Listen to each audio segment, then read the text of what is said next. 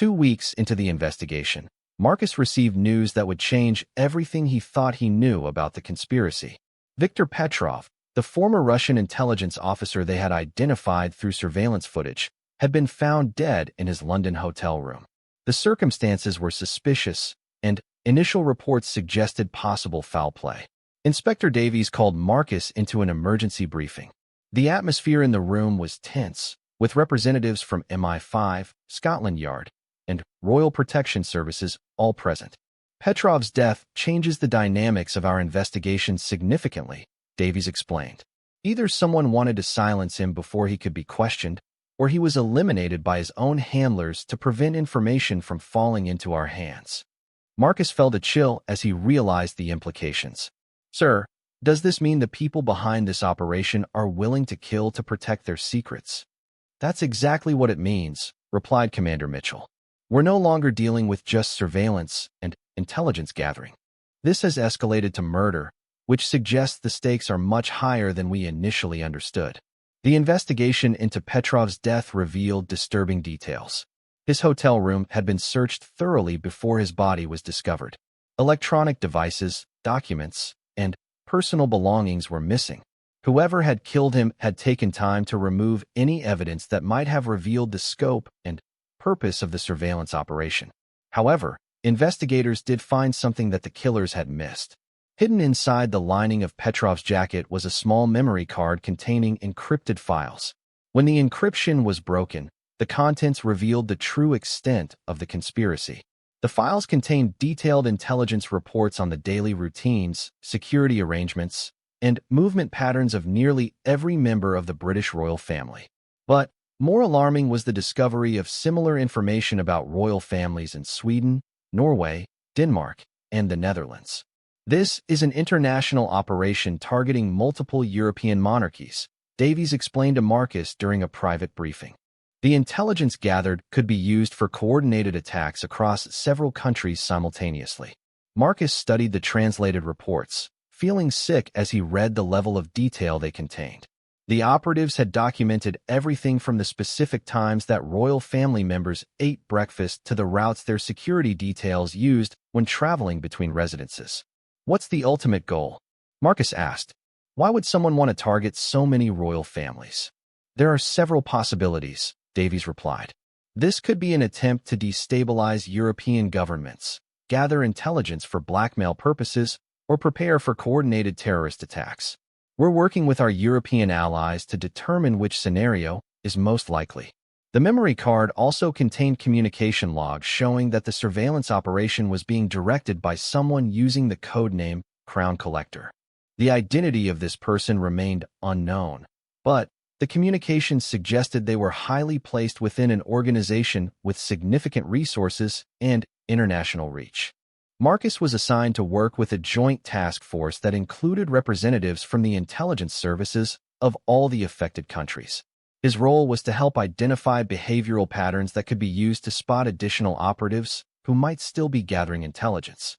The task force established a secure facility in central London where representatives from each affected country could coordinate their investigations. Marcus found himself working alongside intelligence officers from across Europe, all focused on dismantling what appeared to be the most sophisticated surveillance operation targeting European royalty in modern history. During his second day at the joint facility, Marcus was introduced to Captain Erik Svensson from Swedish Security Services. Svensson had been investigating suspicious activities around the Swedish royal family that appeared to be connected to the same operation. Your identification of Henrik Larsson was the break we needed, Svensson explained. We had suspected something was happening, but couldn't identify the specific threat.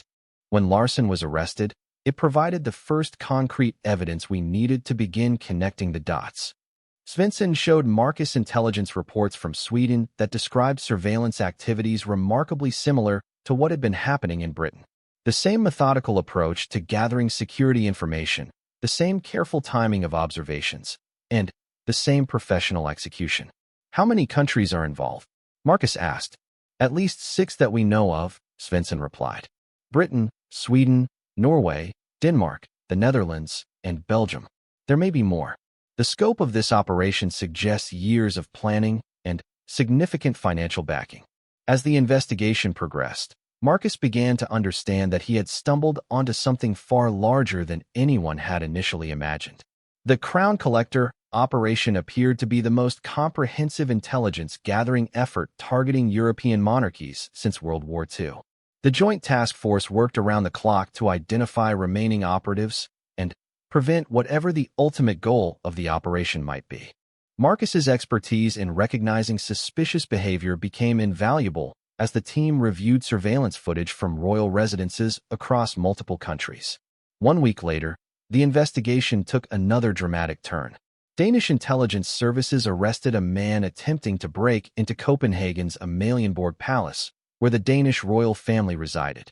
Under interrogation, the man revealed that he was part of a cell preparing for coordinated actions against multiple royal families scheduled to take place during the upcoming Christmas season. The revelation that attacks were being planned for the Christmas period created intense urgency among the investigators. Christmas was traditionally a time when royal families appeared in public for various ceremonies and celebrations, making them more vulnerable to coordinated attacks. Marcus found himself working 18-hour days as the task force raced to identify and neutralize all remaining operatives before the Christmas season began. The pressure was enormous, knowing that lives depended on their ability to uncover and stop whatever was being planned. Through careful analysis of communication intercepts and surveillance footage, the task force identified what appeared to be operational cells in each of the affected countries. The cells were small, typically consisting of only 2 or 3 individuals, making them difficult to detect through normal security measures. Inspector Davies brought Marcus into a planning session where senior officials were discussing response strategies. "We have 2 options," Davies explained. "We can arrest the known operatives immediately and disrupt their plans, but this might alert unknown operatives and cause them to disappear. Alternatively, we can maintain surveillance and try to identify the entire network before taking action." The decision was complicated by the approaching Christmas deadline. If they waited too long to act, they risked allowing planned attacks to proceed. But if they acted too quickly, they might miss operatives who could continue the mission or launch new operations in the future. Marcus was asked for his opinion based on his observations of the operatives' behavior. "Sir, from what I've seen, these people are highly professional and well-trained," Marcus replied. "If we arrest some of them, the others will likely assume their operation has been compromised and either abort their mission or accelerate their timeline. I think we need to move quickly to prevent them from adapting to our investigation." The task force ultimately decided to coordinate simultaneous arrests across all affected countries. The operation, codenamed Royal Shield, would take place in 48 hours and would target every identified operative simultaneously to prevent any of them from warning the others.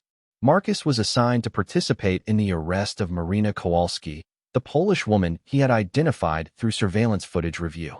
The arrest would take place at her hotel in central London, and Marcus's role was to provide positive identification and assist with questioning about her surveillance activities. The night before the operation, Marcus lay awake thinking about how his life had changed since that Tuesday morning when he spotted Henrik Larsson acting suspiciously. What had started as a routine guard duty had evolved into international counterintelligence work targeting a sophisticated threat against multiple royal families. He thought about the weight of responsibility that now rested on his shoulders. The upcoming arrests would either successfully dismantle the Crown Collector operation or force it to evolve into something even more dangerous. Either way, Marcus knew that his role in exposing the conspiracy had made him a permanent part of the effort to protect European royalty from international threats. The stakes could not be higher. If the task force failed to neutralize all the operatives, the Christmas season could see coordinated attacks against royal families across Europe. The intelligence gathered by the surveillance teams was detailed enough to enable attacks that could devastate multiple monarchies and potentially destabilize governments across the continent. As Marcus prepared for his first active role in an international counterintelligence operation, he reflected on the training and instincts that had brought him to this point. His ability to recognize suspicious behavior had uncovered a threat that professional intelligence agencies had missed, and Now that same ability would be tested in a high-stakes operation to protect innocent lives. The unexpected moment on duty had led to consequences that Marcus never could have imagined. Tomorrow would determine whether his initial decision to break protocol had ultimately helped save the lives of people he had sworn to protect, or whether the conspiracy was too sophisticated and well-established to be stopped by conventional security measures. Marcus knew that whatever happened during the arrests, his life would never return to the simple routine of standing guard while tourists took photos. He had crossed a threshold into a world of international espionage and threats against the monarchy that most people never imagined existed. 3 days after the incident with Henrik Larsson, Marcus found himself in an unusual situation. Instead of returning to his normal guard duties, he had been temporarily assigned to assist with the ongoing investigation. Inspector Davies had requested that Marcus remain available for additional questioning and possibly help identify any suspicious behavior from other individuals who might be connected to the case. Marcus sat in a small office within the castle's security wing, reviewing surveillance footage from the past 2 weeks. His job was to look for anyone else who might have exhibited the same type of reconnaissance behavior that had alerted him to Henrik's suspicious activities. The work was tedious, but important. Hours of footage showed thousands of tourists and visitors passing by the castle's various entrances. Most people behaved exactly as expected, taking photos, reading informational plaques, and moving along after a few minutes. But Marcus had learned to spot the subtle differences that indicated someone was doing more than casual sightseeing. On the second day of footage review, Marcus found something concerning. A woman in her 40s with blonde hair had appeared at the castle on 3 separate occasions over the past 10 days. Like Henrik, she claimed to be a journalist when questioned by routine security. Her credentials appeared legitimate, but her behavior followed the same pattern Marcus had observed. She systematically photographed security positions, timed guard rotations, and positioned herself to observe both public and restricted areas of the castle grounds. Most tellingly, she had been present during 2 different occasions when minor royal family members had arrived or departed from the castle. Marcus immediately reported his findings to Inspector Davies. Within an hour, a team had identified the woman as Marina Kowalski, supposedly working for a Polish magazine that focused on European royal families. However, when investigators contacted the magazine, they discovered that while Marina had worked for them previously, she was not currently on assignment and had not been authorized to conduct any interviews or photography at British royal residences. The investigation was expanding in ways that no one had initially anticipated. What had seemed like an isolated incident involving an overly aggressive journalist was revealing itself to be part of a coordinated intelligence-gathering operation targeting the British royal family. Inspector Davies called Marcus into a private meeting to discuss the implications of these discoveries. "Thompson, we're dealing with something much more serious than we initially realized," Davies began. "Both Henrik and Marina appear to be part of an organized effort to gather detailed intelligence about royal security protocols, movement patterns, and facility layouts." Marcus felt a weight of responsibility settling on his shoulders. "Sir, do we know who they're working for?" "That's still under investigation," Davies replied. "Henrik's interrogation has revealed that he was being paid by someone he knew only through encrypted communications. The money was substantial, far more than any legitimate media outlet would pay for photographs or information about royal activities." The inspector showed Marcus a map that had been recovered from Henrik's hotel room. It detailed not just Windsor Castle, but also Buckingham Palace, Kensington Palace, and several other royal residences. Each location was marked with notes about security positions, entry and exit points, and timing information about guard rotations. "This level of detail suggests they were preparing for something specific," Davies continued. "We're working with counterintelligence agencies to determine whether this is related to foreign espionage, criminal planning, or something else entirely." Marcus studied the map carefully. The amount of information collected was staggering. Someone had invested significant time and resources into gathering intelligence about royal security. The implications were deeply troubling. "What can I do to help?" Marcus asked. "Your ability to spot suspicious behavior has proven invaluable," Davies replied. We're expanding the investigation to include a review of security footage from all royal residences over the past 6 months. We need someone with your instincts to help identify anyone else who might be involved in this operation. Over the following week, Marcus worked alongside professional intelligence analysts to review thousands of hours of surveillance footage. The process was exhausting, but the results were alarming. They identified at least 4 additional individuals who had exhibited reconnaissance behavior at various royal residences over the past several months. Each person had appeared legitimate on the surface: journalists, tourists, photographers, or researchers. But when their activities were examined closely, patterns emerged that suggested coordinated intelligence gathering rather than innocent interest in royal history or culture. The scope of the operation became clearer as investigators tracked the movements and activities of the suspected surveillance team. They had gathered detailed information about not just security protocols, but also the personal schedules and movement patterns of various royal family members. Marcus began to understand that his split-second decision to break protocol had potentially prevented something far more serious than he had initially imagined. The intelligence being gathered could have been used for kidnapping, assassination, or other violent crimes against the royal family. One evening, as Marcus reviewed footage from Kensington Palace, he spotted something that made his blood run cold. A man in his 30s with dark hair had been photographing the palace grounds on the same day that Prince William and Princess Catherine had been scheduled to attend a private charity event at the location. The man's behavior was different from the others Marcus had identified. While Henrik, Marina, and the other suspected surveillance operatives had tried to blend in and avoid drawing attention, this man seemed more focused and professional. His movements were precise and economical, suggesting military or intelligence training.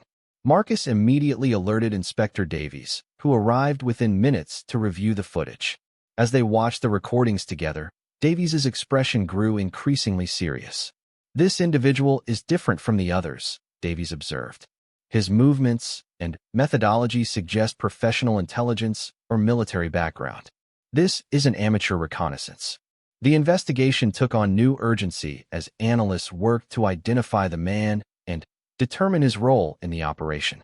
Unlike the others, he had been careful to avoid most security cameras, appearing only briefly in peripheral shots as he moved around the palace grounds. Advanced facial recognition software eventually identified him as Viktor Petrov, a former Russian military intelligence officer who had supposedly retired from active service 3 years earlier.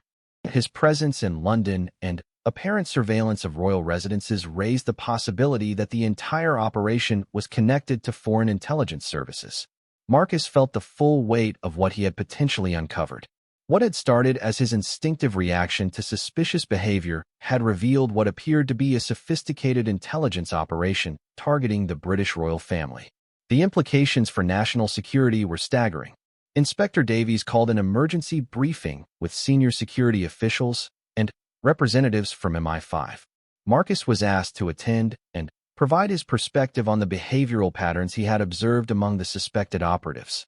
Guard Thompson's initial identification of Henrik Larsson has led us to uncover what appears to be a coordinated intelligence-gathering operation, Davies explained to the assembled officials.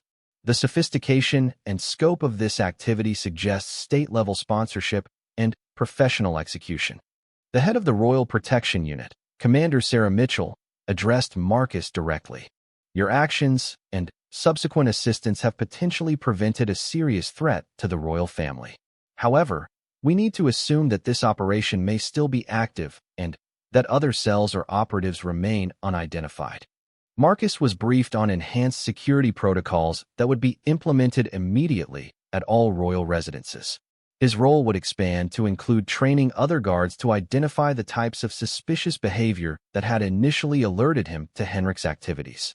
The investigation continued to expand as intelligence agencies worked to understand the full scope of the operation and identify any remaining threats. Marcus learned that similar surveillance activities had been detected at royal residences in other European countries, suggesting an international operation targeting multiple royal families. As the pieces of the puzzle came together, Marcus began to understand the true magnitude of what his decision to break protocol had prevented. The intelligence gathered by the surveillance team could have been used to plan attacks against multiple members of the royal family or to compromise security at several royal residences simultaneously. The weight of responsibility was enormous, but Marcus felt proud of his role in exposing the threat. His training and instincts had led him to make the right decision in a critical moment, and the consequences of that decision continued to unfold in ways he never could have imagined. However, the investigation also revealed troubling gaps in existing security protocols. The fact that multiple operatives had been able to conduct surveillance activities for months without detection suggested that significant improvements were needed in how royal security identified and responded to potential threats. Marcus found himself at the center of discussions about implementing new security measures and training protocols. His experience in identifying suspicious behavior was being used to develop improved screening procedures and enhance the training provided to royal protection officers. As the investigation continued, Marcus realized that his life had been permanently changed by those few seconds of decision outside Windsor Castle.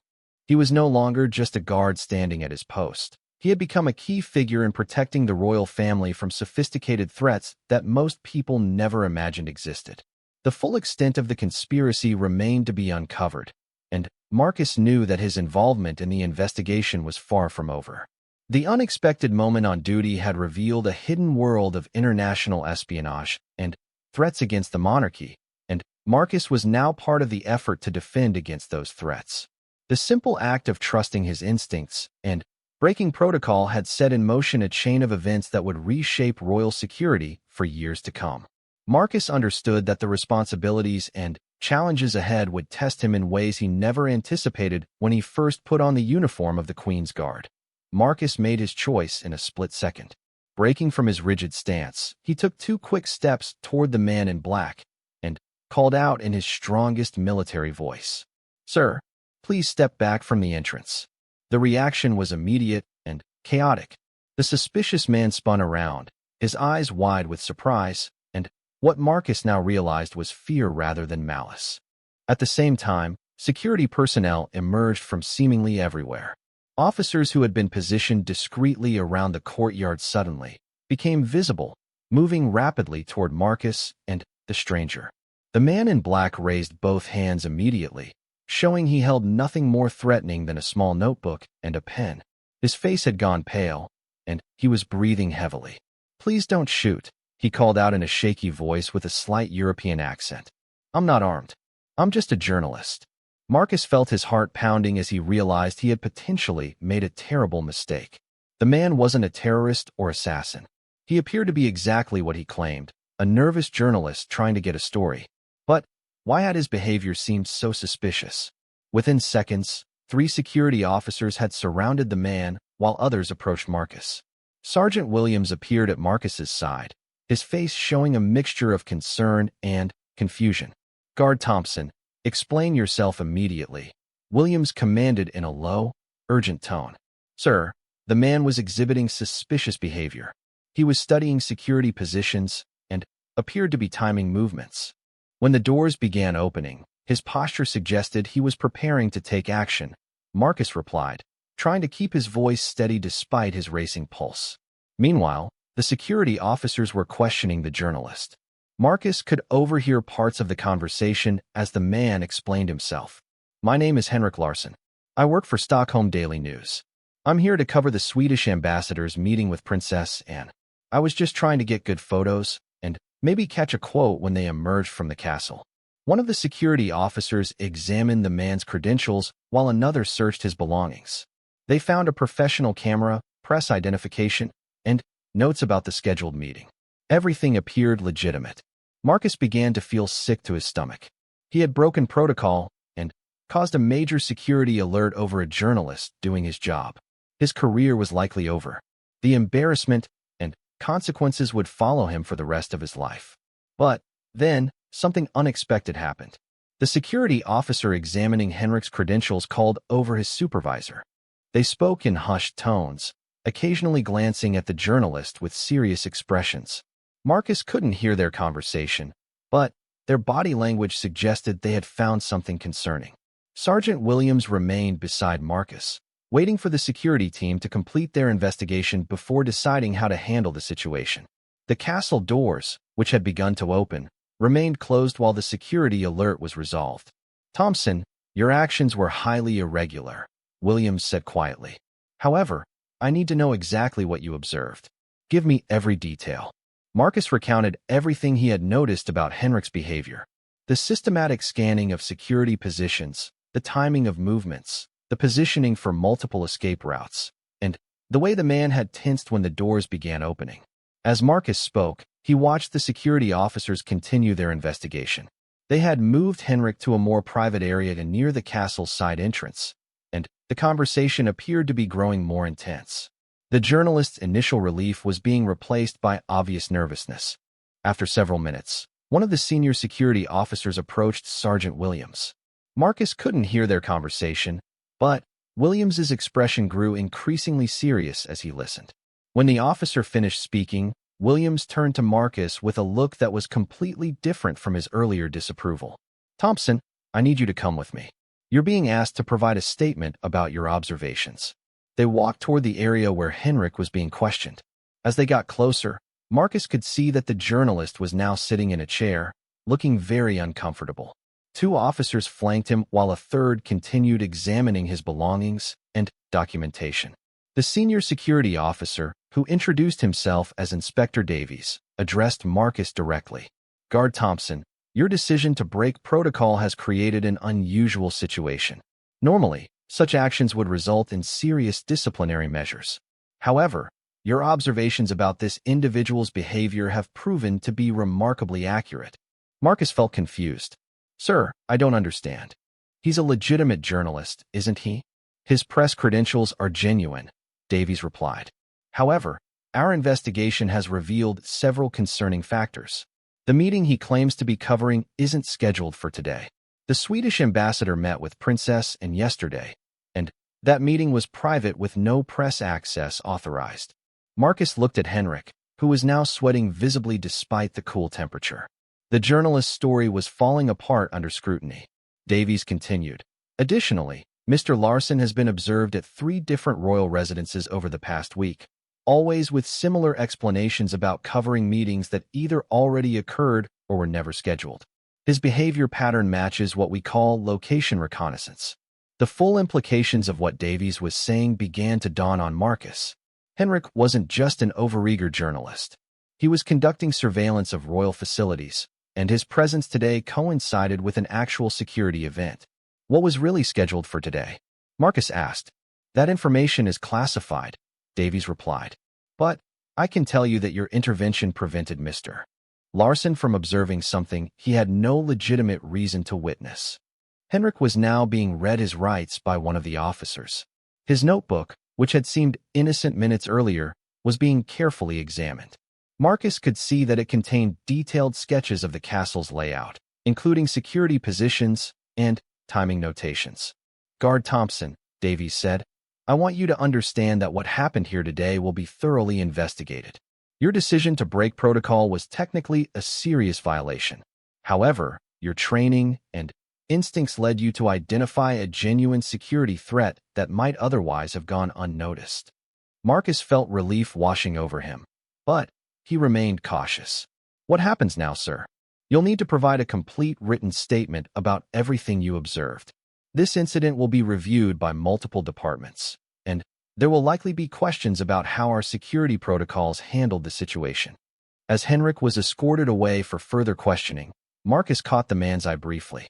The journalist's expression was no longer fearful, it was cold and calculating. In that moment, Marcus felt certain that his instincts had been correct. This man had been planning something, and it wasn't legitimate journalism. Sergeant Williams placed a hand on Marcus's shoulder. "Thompson, you made a difficult decision under pressure. The investigation will determine whether it was the right one. But I want you to know that your commitment to protecting others didn't go unnoticed." Over the next hour, Marcus provided a detailed statement about everything he had observed. He described Henrik's behavior, the timing of events, and his own thought process in deciding to take action. The investigators asked specific questions about how Henrik had moved, where he had positioned himself, and what had triggered Marcus's suspicions. As the immediate crisis subsided, Marcus began to process what had really happened. He had trusted his training and instincts in a moment when following rules might have allowed a security breach to occur. The full nature of what Henrik had been planning remained unclear, but the fact that investigators were taking the matter so seriously suggested it was significant. Inspector Davies returned to speak with Marcus privately. "Guard Thompson, I need to brief you on some additional information that has come to light during our investigation. This conversation is classified, and you're not to discuss it with anyone outside of official channels." Marcus nodded, understanding the gravity of what he was about to hear. Henrik Larsson is not just a journalist with questionable ethics. Our preliminary investigation suggests he may be connected to an organization that sells information about royal security to tabloid media. However, we're also exploring the possibility that his activities go beyond simple media reconnaissance. The inspector paused, choosing his words carefully. There are indications that someone has been systematically gathering intelligence about royal movements and security protocols. The information collected could potentially be used for purposes far more serious than sensational news stories. Marcus felt a chill as he realized the full scope of what might have been prevented. "Sir, are you saying this could have been related to a plot against the royal family?" "We're investigating all possibilities," Davies replied. "What I can tell you is that your actions today may have disrupted something much larger than we initially realized. The investigation is ongoing, and we'll need your continued cooperation as we work to understand the full extent of Henrik's activities and any potential associates he might have." As evening approached, Marcus was finally released from questioning. The normal routine of changing guard duties had been disrupted, and special security measures remained in place around the castle. The events of the day had transformed what should have been an ordinary Tuesday into something that would be remembered and analyzed for months to come. Walking back to the barracks, Marcus reflected on how quickly everything had changed. He had started the day expecting nothing more challenging than standing motionless while tourists took photos. Instead, he had made a split-second decision that potentially saved lives and exposed what appeared to be a serious security threat. The full consequences of his actions remained to be determined. There would be more interviews, more questions, and likely a formal review of his conduct. But Marcus felt confident that he had done the right thing, even if it meant breaking rules and risking his career. As he prepared for bed that night, Marcus couldn't shake the feeling that this was just the beginning of something much larger. The investigation into Henrik's activities would continue, and Marcus suspected that his own role in the events was far from over. The unexpected moment on duty had changed everything, and there was no going back to the simple routine of standing guard while the world passed by. The questions that remained were troubling. Who else might be involved in gathering intelligence about royal security? What had been the ultimate purpose of Henrik's reconnaissance? And, most importantly, had Marcus's intervention truly prevented a serious threat, or simply delayed it?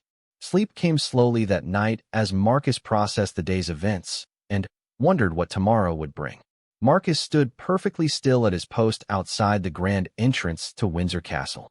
His red uniform was pressed to perfection, every brass button polished until it gleamed in the morning sunlight.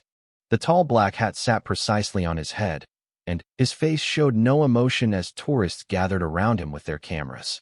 He had been a member of the Queen's Guard for 3 years now. Every day was the same routine.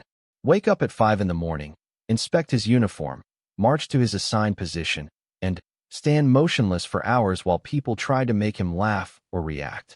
Marcus had learned to ignore almost everything. Children would wave at him, adults would tell jokes, and teenagers would make silly faces. He never moved a muscle. But today felt different somehow. Marcus couldn't put his finger on what it was, but something in the air seemed charged with possibility. The morning briefing had been normal. His commanding officer, Sergeant Williams, had given the usual instructions about maintaining dignity and following protocol. Nothing unusual had been mentioned about the day's schedule. As Marcus took his position, he noticed the crowd was smaller than usual. It was a Tuesday in November, and the weather was crisp but not too cold. Perfect conditions for tourism, yet fewer people were around. He preferred it this way. Less noise, fewer distractions, and more time to focus on his duties. The first hour passed without incident. A young mother with twin boys approached him.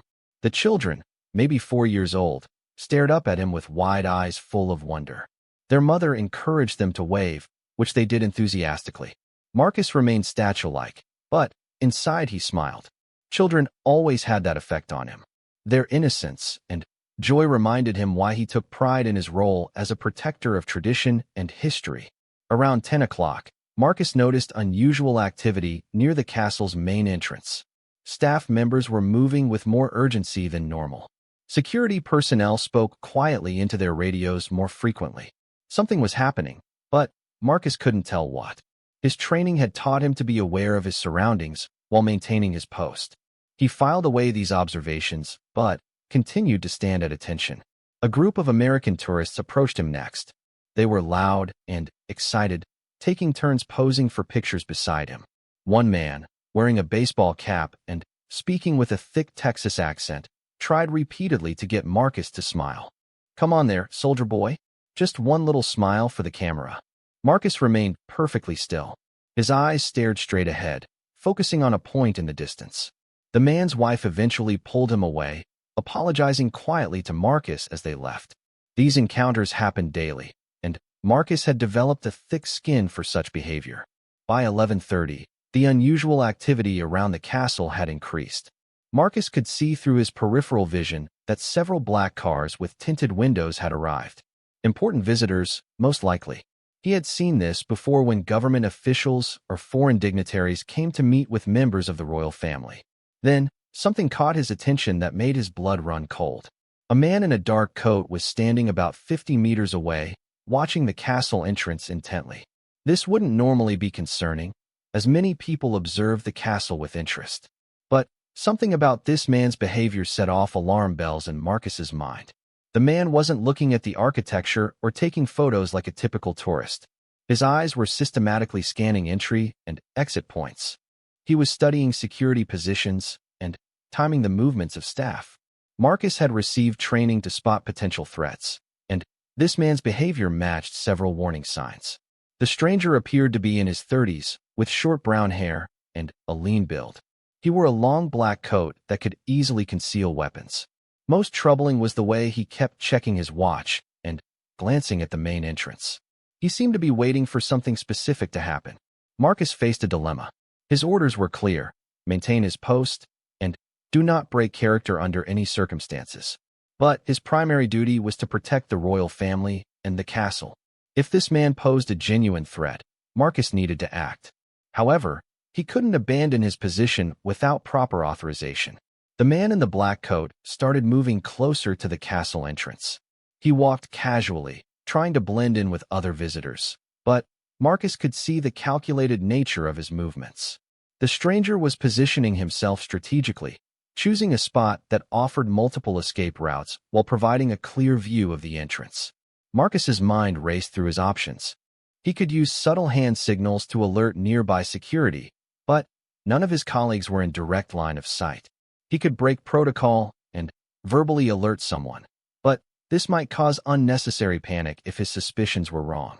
The man might simply be an eccentric tourist with unusual habits. As these thoughts swirled in his head, Marcus noticed movement from inside the castle. Through the main entrance, he could see additional security personnel taking positions. Something important was definitely about to happen. The timing of the suspicious man's presence couldn't be a coincidence. At exactly noon, the castle's main doors opened wider than usual. Marcus knew this meant someone very important was either arriving or departing. His heart rate increased as he realized the potential danger of the situation. If the man in black had harmful intentions, the next few minutes could be critical. The suspicious stranger's posture changed subtly. He stood straighter and moved his hand closer to his coat. Marcus could see tension in the man's shoulders and face. Whatever was about to happen, the stranger was preparing for it. Marcus made a decision that would change everything. Despite his training and strict orders about maintaining position, he knew he had to act. The safety of whoever was about to appear at the castle entrance was more important than following protocol. He began to formulate a plan that would allow him to address the threat without completely abandoning his duties. From inside the castle came the sound of approaching footsteps. Multiple people were walking toward the entrance, their voices carrying across the courtyard. Marcus recognized the authoritative tone of senior palace staff coordinating movement. This wasn't a routine visitor or minor official. Someone truly important was coming through those doors. The man in black took 3 steps closer to the entrance. His hand was now fully inside his coat, and Marcus could see him gripping something. The stranger's eyes were locked on the castle doors with laser-like focus. Every muscle in his body appeared coiled and ready to spring into action. Marcus felt sweat forming under his tall hat despite the cool November air.